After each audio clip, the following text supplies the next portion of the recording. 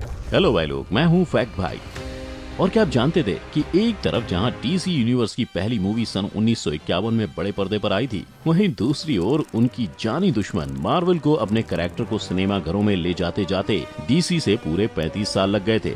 पर इस late Latif entry के बावजूद अगर हम आज सुपर हीरो मूवीज में सबसे ज्यादा कमाई करने वाली मूवीज की ओर नजर घुमाएं, तो उस लिस्ट में सबसे ऊपर मार्वल का ही नाम आता है और वहीं डीसी का नाम तो छठे नंबर पर आता है। यानी ये बात तो क्लियर है कि दोनों ही वर्ल्ड्स में कट्टर कंपटीशन चलता है।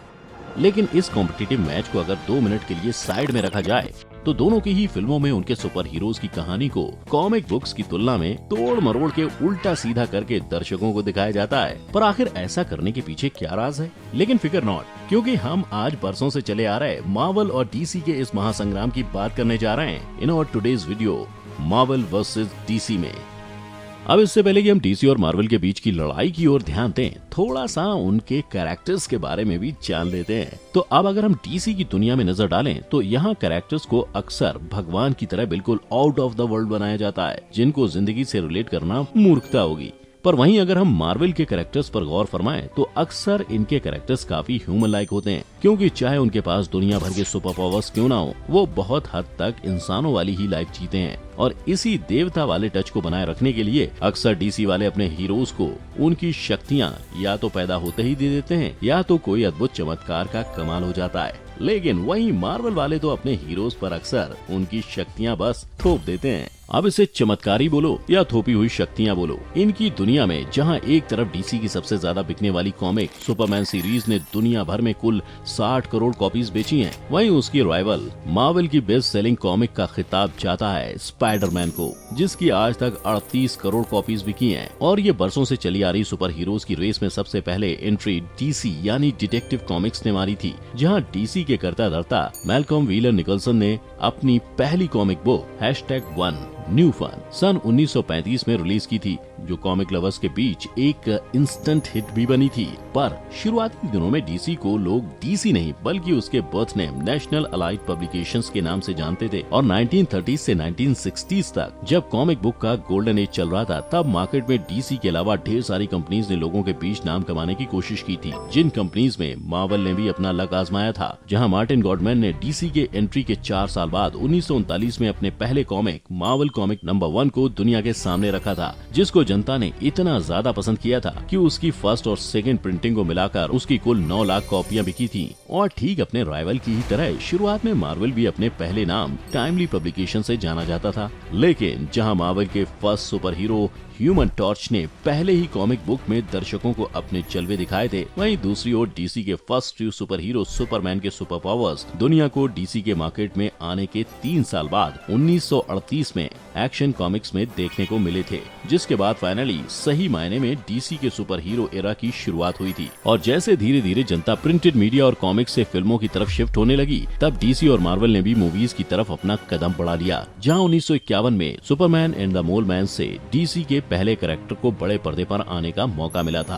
पर ये सेम चीज मार्वल के साथ नहीं हो पाई थी, क्योंकि इन्हें अपने कैरेक्टर्स को सिनेमा घरों में ले जाने में सालों लग गए थे। और डीसी से पूरे 35 साल बाद 1986 में मार्वल की film Howard the duck release हुई थी, मगर ये कुछ खास धमाका नहीं कर पाई थी। पर ये फ्लॉप मूवीज का सिलसिला ज्यादा दिनों तक नहीं चला था, क्योंकि आपको जान के हैरानी होगी कि तब तक की सबसे ज्यादा कमाई करने वाली सुपर हीरो मूवीज की लिस्ट में पहली 5 फिल्में तो मार्वल की ही देन है। जी हाँ, और ये 5 फिल्में मार्वल सिनेमैटिक यूनिवर्स MCU की दुनिया में शामिल होते हैं, जिस दुनिया की शुरुआत 2008 में आयरन मैन मूवी से हुई थी। और लोगों को ये मूवी कुछ इस कदर पसंद आई थी कि इसने दुनिया भर से कुछ 4400 करोड़ का बिजनेस किया था, जिसके बाद MCU का एक अलग ही फैन बेस बन गया था। और इसी फैन बेस की वजह से पूरी फ्रेंचाइजी ने आज तक कुल 27 फिल्में रिलीज की हैं। पर जहां एक तरफ MCU की फिल्मों की लिस्ट बढ़ती जा रही है, लेकिन वहीं डीसी के केस में यही सेम चीज नहीं कही जा सकती, क्योंकि डीसी एक्सटेंडेड यूनिवर्स DCEU की 2013 की शुरुआत के बाद इन टोटल बस 10 मूवीज निकल पाई हैं।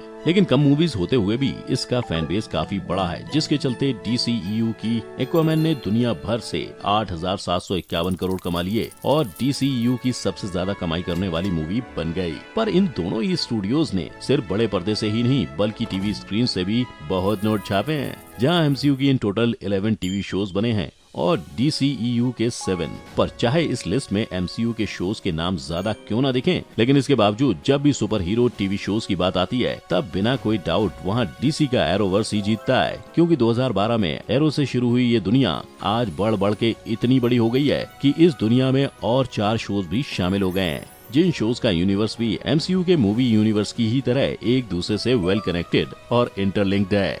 पर जहां एक तरफ दोनों के मूवीज और टीवी शोज में कोई ना कोई लिंक तो मिल ही जाता है, वहीं क्या आप जानते थे कि MCU के मेन विलेन थानोस भैया के जीवन की कहानी मूवीज में जिस तरह से बताई गई थी वो तो दरअसल कॉमिक्स में हुई ही नहीं थी। जी हाँ, तो सीन कुछ ऐसा है कि मूवी वाले पर्पल राक्षस ने दुनिया को इंसानों से बचाने के लिए चुटकी बजाकर आधी से ज्यादा दुनिया को खत्म किया था, लेकिन जहां मूवी में थानोस के हिसाब से वो लोगों की एक तरह से मदद कर रहा था, वहीं कॉमिक बुक्स में तो थानोस सिंपली बंदी पटाने के लिए सारा डेटिंग कर रहा था। अरे सच्ची, कॉमिक बुक के थानोस ग्रिम रीपर यानी उनके यमराज के प्यार में अंधे हो जाते हैं और इसी अंधे प्यार के चलते वो चुटकी बजाकर आधी पॉपुलेशन को उड़ा देते हैं। पर ये स्टोरी में हेरा फेरी वाला काम बस मार्वल ही नहीं बल्कि DC वालों ने भी किया है, जहां सुपरमैन के कॉमिक्स में सुपरमैन की पावर्स के बारे में लोइस लेन को रत्ती भर के लिए खबर नहीं होती, इसके बावजूद कि वो एक डिटेक्टिव होती है। लेकिन इसी फैक्ट को मैन ऑफ स्टील मूवी में बदला गया था। पर वहीं मूवी में लोइस लेन को बहुत पहले से ही सुपरमैन के डबल लाइफ के बारे में आइडिया होता है और मूवी बनाने वाले के हिसाब से मूवी में अचानक यूं बदलाव के पीछे का कारण यही था कि उन्हें बरसों से चली आ रही सुपरमैन की घिसी पिटी कहानी को एक नया मोड़ देना था, ताकि मूवी के कैरेक्टर को अलग से गहराई मिल सके। अब कैरेक्टर की गहराई की बात आती है तो अक्सर मूवी या कॉमिक वाले सुपर हीरो बहुत अनरियल लगते हैं, लेकिन क्या आप जानते थे कि मार्वल के कैप्टन अमेरिका की तरह रियल लाइफ में भी एक इंजेक्शन से आपके डोले बॉडी बिल्डर्स की तरह हो सकते हैं। जी हाँ, और मैं स्टेरॉइड्स की बात नहीं कर रहा हूँ। अब ऐसा ना, सुपर हीरोज मूवीज की एक खासियत ये भी है कि अक्सर कोई बिगड़े हुए एक्सपेरिमेंट या कोई एक्सीडेंट के कारण दुनिया के एक कोने में बैठे कोई साधारण से इंसान की जिंदगी ही बदल जाती है। जैसे चाहे वो मार्वल के कैप्टन अमेरिका हो या DC के फ्लैश, दोनों के जीवन में ऐसी ही सिमिलर सी घटना घटी थी। लेकिन अक्सर इन सब के पीछे DC वाले कई बार इन सब के पीछे का साइंस बताना भूल जाते हैं, पर मार्वल का ये हाल नहीं है, क्योंकि जैसा मैंने आपको बताया कैप्टन अमेरिका के साथ हुई सुपर ह्यूमन एक्सपेरिमेंट पर दरअसल साइंटिस्ट पिछले 70 सालों से काम कर रहे थे, जहां एक इंजेक्शन से आप भी अपने डोले 500 ग्राम से 2.5 किलो तक बना सकते हैं। आप चाहे ये सीरम सिर्फ लैब के चूहों पर इस्तेमाल किया जाता है, लेकिन एटलीस्ट मार्वल ने कोई मनगढ़ंत कहानी तो नहीं रची थी। पर यही सेम चीज DC के बारे में नहीं कही जा सकती, क्योंकि उनके बिलव्ड कैरेक्टर सुपरमैन को रॉकेट जैसे उड़ने की ताकत के बारे में आज तक उनके क्रिएटर्स ने कोई साइंटिफिक कारण नहीं दिया है। और इनके पावर्स के बारे में जो बात पूरी दुनिया को पता है वो ये है कि ये भी जादू की तरह सूरज चाचू से धूप लेकर अपने पावर्स बढ़ाते हैं। तो क्या उन्होंने अपने आप से उड़ना सीखा था या ये उनके एलियन होने की खासियत है, ये तो अब भगवान ही जाने। पर मार्वल और DC की दुनिया में जितने भी डिफरेंस क्यों ना हो, इन दोनों में उससे भी ज्यादा सिमिलरिटीज हैं। यानी अगर आप सुपर हीरोज वर्ल्ड के ट्रू फैन हो तो आई एम श्योर आपने एक चीज तो नोटिस की ही होगी कि कैसे DC और मार्वल के कई कैरेक्टर्स को देखकर ऐसा लगता है जैसे वो कुंभ के मेले में बिछड़े हुए भाई हैं। मतलब चाहे दोनों के ही वर्ल्ड्स एक दूसरे से कोसों दूर हैं, पर दोनों में कई सारे कैरेक्टर्स काफी हद तक सेम टू सेम है। जैसे अगर मैं DC के फास्टेस्ट मैन फ्लैश की बात करें तो इन लाइटनिंग स्पीड से भी तेज भाई साहब को टक्कर देने के लिए मार्वल के पास अपना खुद का उसेन बोल्ट क्विक सिल्वर है। अब चाहे दोनों की कहानियां एक दूसरे से काफी अलग क्यों ना हो, पर दोनों की शक्तियां एक दूसरे की फुल ऑन जीरोक्स कॉपी है। और इनकी तरह मार्वल के छोटू एवेंजर एंटमैन को कंपटीशन देने के लिए DC के पास द एटम है। पर ये लिस्ट यहीं खत्म नहीं होती, क्योंकि अगर मार्वल के पास दुनिया का बेस्ट तीरबाज हॉकी है तो DC के ग्रीन एरो भी किसी से कम नहीं है। और सबसे best same to same case तो आयरन मैन और बैट्समैन का है। दोनों ही हीरोज के पास कोई असली वाला सुपर पावर तो नहीं है, मगर दोनों के ही बैंक में काफी पैसा है। यानी बेसिकली अगर देखा जाए तो दोनों ही वर्ल्ड्स में एक से भी कई ज्यादा सिमिलरिटीज हैं। तो क्या इन दो सुपर हीरो यूनिवर्स में हो रहे डिबेट का कोई मतलब बनता है, या दुनिया भर के फैंस बिन मतलब के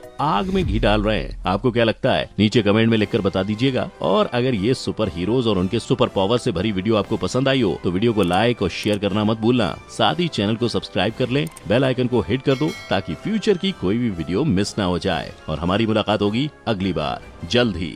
जय हिंद।